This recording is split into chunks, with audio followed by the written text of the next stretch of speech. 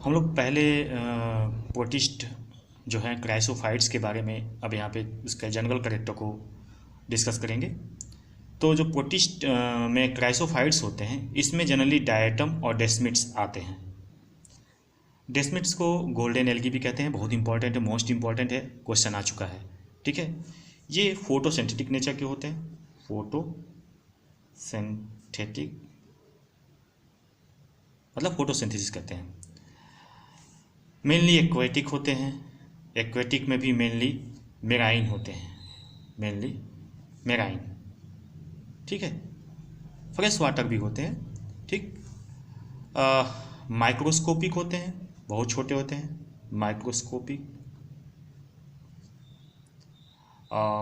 पॉजेसिंग various colour, अलग अलग colour के भी हो सकते हैं, पॉजेसिंग वेरियस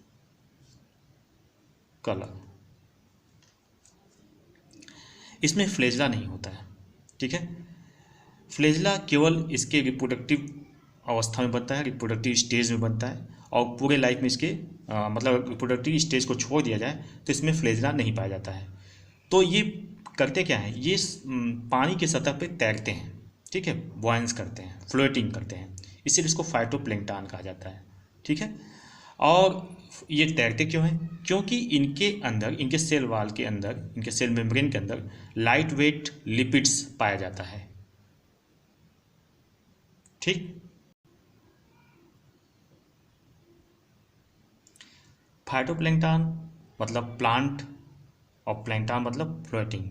अगर ये एनिमल होता तो जू प्लैंक्टन कहते हैं।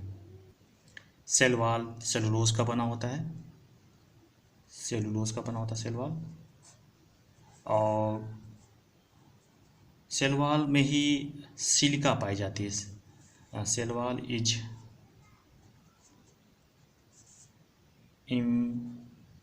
impregnated with silica.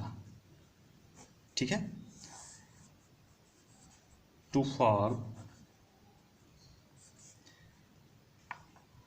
Siliceous cell known as frustules, frustule कहते हैं इसको। ठीक है, फ्रस्ट्यूल। ठीक है,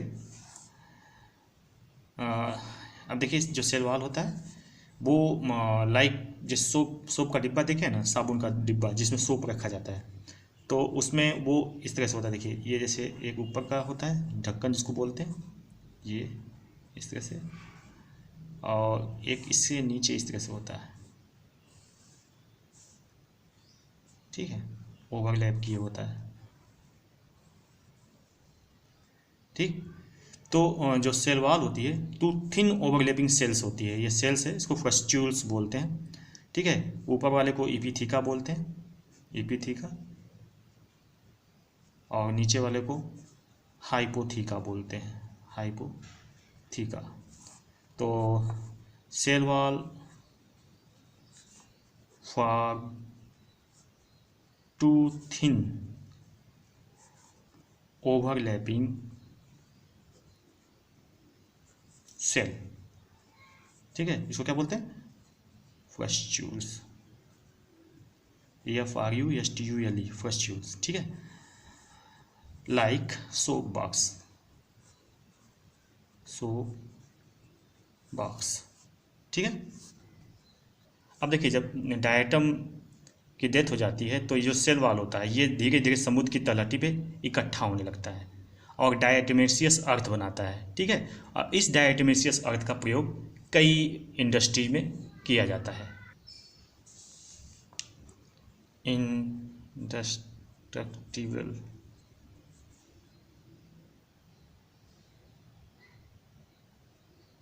BLE, इंडस्ट्रिबल सेल वाल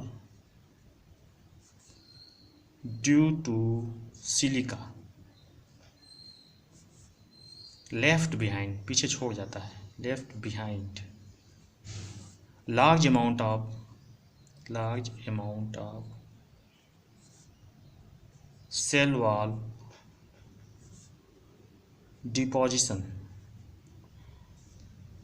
in their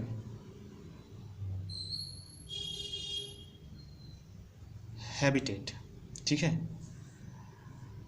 this accumulation over billion of this accumulation over billion of years is refer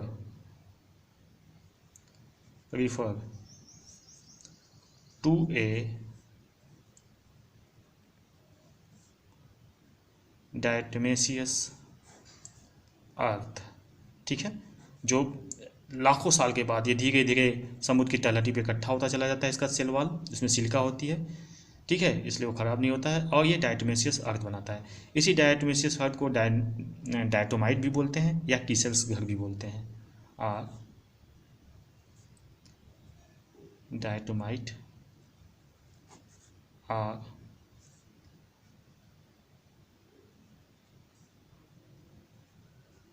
कीसेल Gohar, ठीक है, कीसेल Gohar, KIESELGHUHR,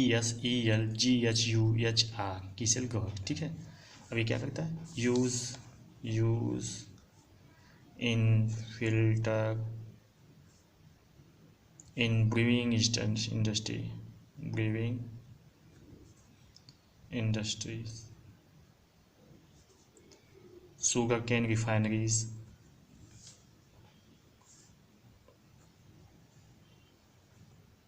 in polish of metals, toothpaste, insulating bricks. तो इंसुलेटिंग ब्रिक्स जो होता है ये फर्नेस में यूज़ किया जाता है। जो बड़ी बड़ी भट्टियाँ होती हैं जहाँ में मेटल को पिघलाया जाता है, तो टेम्परेचर बाहर न रेडिएट हो, तो उस वहाँ जो ईंट बनाई जाती है उसमें डायटोमेसियस अर्थ का यूज़ किया जाता है, क्योंकि ये इंसुलेटिंग नेचर का होता है, ठीक है। इसके अलावा साउंड प्रूफ जो कमरे होते हैं उसमें भी डायटोमेसियस अर्थ का प्रयोग किया जाता है, ठीक है।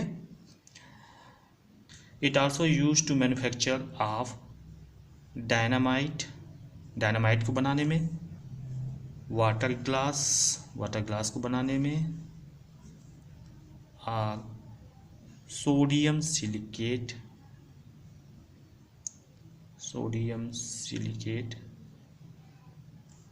जो ग्लास बनता है ना, आईना, एंड स्ट्रॉन्ग एसिड्स जानते हैं। इसके अलावा इसका उपयोग जो होता है ये पेंट में डालने के लिए भी होता है, ताकि रात में विजिबिलिटी बढ़ जाए, ठीक है। It is added to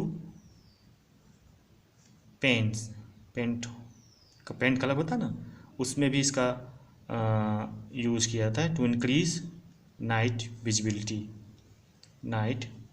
visibility, ठीक है। तो इतनी जगह इस कीसेल का यूज़ किया जाता है, बहुत इंपॉर्टेंट है, देख लीजिएगा ध्यान से। अब देखिए जो इसका सेल होता है वो कुछ इस तरह से होता है। इसमें जैसा मैंने बताया कि सिलिका वॉल होती है जो ओवरलैप करती है इस तरह से,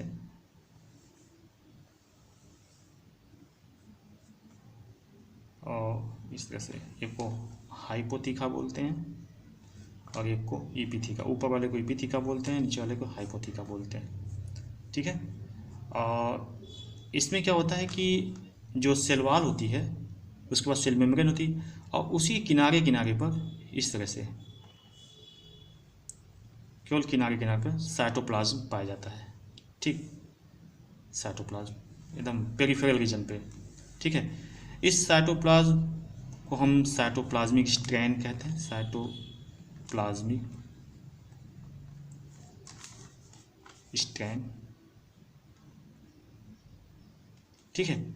और बीच में लार्ज वैक्यूल होता है, खूब बड़ा सा वैक्यूल होता है। ये जितना आप देख रहे हैं ये सब वैक्यूल्स होता है, लार्ज वैक्यूल, ठीक है। न्यूक्लियस बीचों बीच होता है इस तरह से नीचे, ठीक। बीचों बीच सस्पेंड, जैसे मकड़ी होती है ना बीचों बीच जाली के फंसी रहती है, उसी तरह बीचों बीच मकड़ी होती है साइटोप्लाज्मिक स्ट्रैंड के द्वारा। इस तरह से साइटोप्लाज्मिक स्ट्रैंड होता है, ये बीच में सस्पेंडेड होती है, ठीक। ये न्यूक्लियस हो गया, और ये साइटोप्लाज्मिक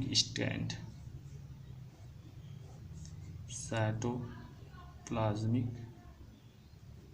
स्ट्रैंड, ठीक, ये साइटोप्लाज्मिक स्ट्रैंड है, ठीक।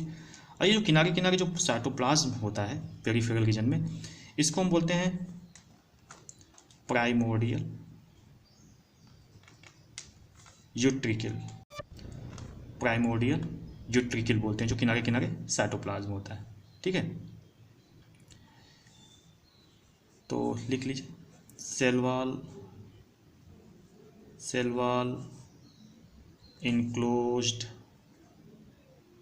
Cell wall enclose peripheral of the cytoplasm, जिसको प्राइमोर्डियल यूट्रिकल कहते हैं, सराउंडेड है लार्ज वैक्यूल, लार्ज वैक्यूल को सराउंड करता है। देखिए इसमें क्लोरोफिल ए पाया जाता है और सी पाया जाता है, बहुत इंपॉर्टेंट है, एंड सी, ठीक। इसका पिगमेंट जो होता है क्लोरोफिल ए और क्लोरोफिल सी होता है। रिजर्व फूड क्या होता है? रिजर्व फूड में इसमें ऑयल होता है, क्वेश्चन आ चुका है, ऑयल और ल्यूकोसिन, ठीक है। ल्यूकोसिन एक तरह से कार्बोहाइड्रेट होता है, पॉलीसेकेराइड होता है, ठीक है। अब देखिए इसमें रिप्रोडक्शन कैसे होता है। रिप्रोडक्शन एसेक्सुअल टाइप का भी होता है और सेक्सुअल का भी हो सकता है। तो मेनली एसेक्सुअल होता है जो कि बाइनरी फिजन के द्वारा होता है, बाइनरी फिजन, ठीक है। देखिए सेक्सुअल रिप्रोडक्शन अगर होगा तो ये आइसोगेमी से लेकर ऊगेमी तक हो सकता है। आइसोगेमी का मतलब जानते हैं, जब male and female gamete morphologically and physiologically same हो तो उसको आइसोगेमी कहते हैं। एन आइसोगेमी जब मेल गैमिट छोटा हो और फीमेल गैमिट बड़ा हो, ठीक है, और दोनों मोटाइल हो तो उसको एन आइसोगेमी कहते हैं। ऊगेमी में क्या होता है, मेल गैमिट मोटाइल हो और फीमेल गैमिट स्टेबल हो, ठीक है, वो मोटाइल ना हो तो उसको ऊगेमी कहते हैं। यानी तीनों तरह का आइसोगेमी, एनाइसोगेमी और ऊगेमी, तीनों तरह का सेक्सुअल रिप्रोडक्शन इसमें पाया जाता है, डायरेक्ट में पाया जाता है, क्रायोसोफाइसी में पाया जाता है, ठीक है। इसमें देखिए गैमेटिक मियोसिस होती है। गैमेटिक मियोसिस का मतलब होता है कि गैमिट के बनने के दौरान मियोसिस होता है, इसलिए इसकी लाइफ साइकिल क्या होगी, डिप्लॉन्टिक लाइफ साइकिल होगी, ठीक है। यानी इसका प्लांट जो होता है, मेन प्लांट बॉडी जो होता है डायटम का, वो डिप्लॉयड होता है, डिप्लॉन्टिक लाइफ साइकिल, ठीक है। इसमें रेस्टिंग स्पोर भी बनता है, क्वेश्चन एम्स में पूछा गया है, रेस्टिंग स्पोर्स, ठीक है, एफएमसी में भी पूछा गया है। रेस्टिंग स्पोर्स क्या होता है इसका, स्टेटोस्पोर्स, याद कर लीजिए, स्टेटोस्पोर्स, ठीक, स्टेटोस्पोर्स का रेस्टिंग स्पोर्स होता है। देखिए डायटम बहुत ही इंपॉर्टेंट प्लांट है, बहुत ही इंपॉर्टेंट प्रोटिस्ट है, क्योंकि यह टोटल जो बायोस्फीयर का टोटल 50% ऑर्गेनिक मैटर सिंथेसाइज करता है, और इसका मेन इंपॉर्टेंट रोल है ऑक्सीजन के प्रोडक्शन में। जो आप अर्थ पे ऑक्सीजन देखते हैं, अधिकतर भाग जो होता है वो डायटम से, इसी फाइटोप्लैंक्टन डायटम और क्रायोसोफाइसी से ही आता है, ठीक है। तो यहाँ पे ये बहुत इंपॉर्टेंट चीज़ है, ये 50% of total organic matter synthesize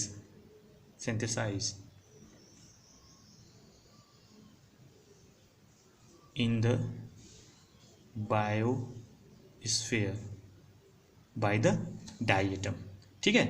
thank you.